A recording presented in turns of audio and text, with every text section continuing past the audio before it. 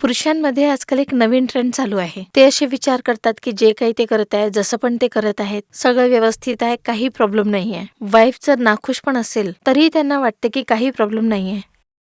आणि काही लोकांना तर लाज वाटते प्रॉब्लेमला प्रॉब्लेम म्हणायला. अरे समजणार नाही, मांडणार नाही तर समाधान कसे मिळेल? रोजची बोरियत आणि भांडणांचे तसेही एकच एन्जॉयबल सोल्युशन आहे. आपला स्टॅमिना, एनर्जी आणि वेळ सगळे वाढवा. कसे? एक्सरसाइज, आयुर्वेदा आणि अंडरस्टँडिंगनी. समजा की केव्हा काय वस्तूची गरज आहे, काय पसंत येत आहे, काय पसंत नाही आहे.